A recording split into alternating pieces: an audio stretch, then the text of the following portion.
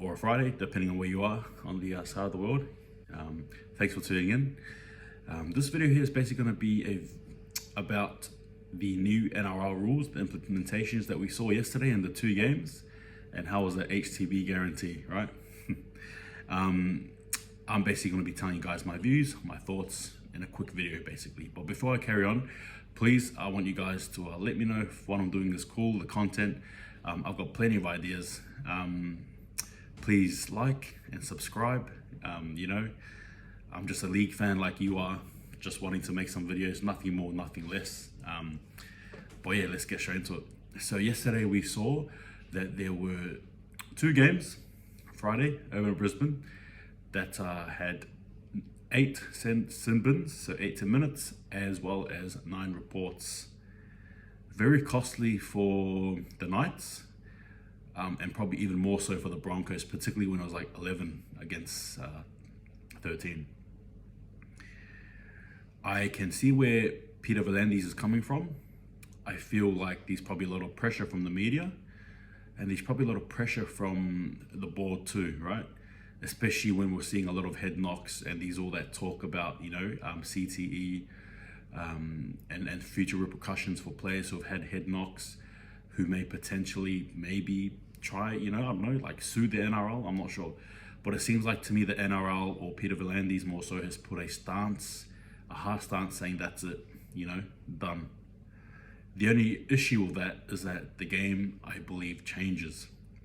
When you are banning, or when you're reporting, or even when you're, you know, sending someone off for contact to the head in a contact game, I think you sort of cross some very fine lines, you know? It's almost to that territory of getting sent off for swimming in water and getting wet, if you know what I mean. It's a contact sport. You know, you're not going to deliberately try and knock your opponent out, not these days anyway, and aim for their head. But if it accidentally happens, I think there should be some leeway. For example, players have been binned, and then, you know, they've had weeks off for these sort of hits, deliberate or not.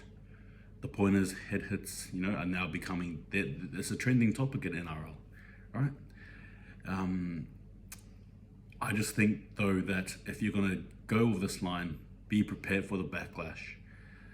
Us as fans, we're entitled to have our say and opinion, and I think that's probably, again, another beauty. There's the beauty about the sport, but I guess it doesn't happen on the scoreline, and in all realness, it doesn't help when your players are, you know, facing judiciary and getting fined. For example, Jordan Ricky today will be stood down for 2 games, and if he does try and I guess fight it, he'll get a 3rd game. And he got a fine too, but that fine is irrelevant to the incident he caused on Harper. And again, that, I don't know, it's you know, and that Tyson Gamble one, I don't really know where to sit. I mean, I mean, I do know where to sit. I just think it's just harsh. I mean, again, contact sport, right? What's going to happen next? You know, what happens after this? You know, like these rules, these new rules and implementations, we want a faster game, that's good. But if we want a faster game, and then we sort of, you know, someone accidentally hits someone's head in a faster game that you're trying to create PVL, then what happens? You know, are we going to start throwing out bets now to see how many teams have the least amount of players on the field by the end of it? Because that's where it's going.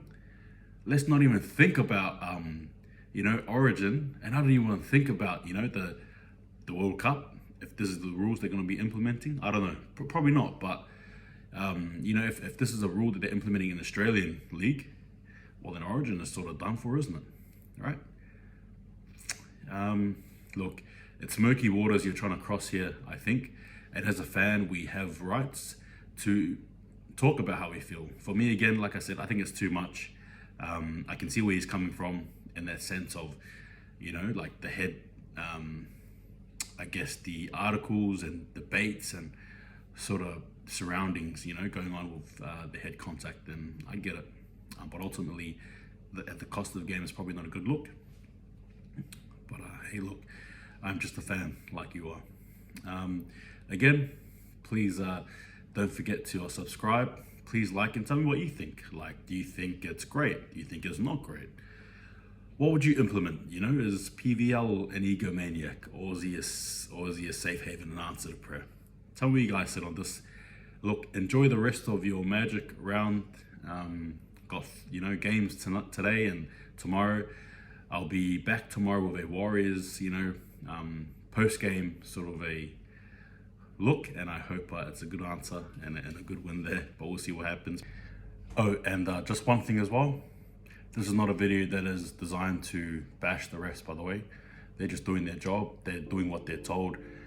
PVL has quite literally told the refs to keep a hawk eye on all the stuff and to send out a harsh penalty if need be. So no, it's not on the refs. This not on the refs. This comes from the people higher up, the people in the suits. The people who probably, I don't even know what they are. Look, there's probably more videos I can do regarding this, and we'll see how we go. I just hope this sort of wears off. But again, this is not a ref bashing video. This is probably just a video to give you a thought of how I feel.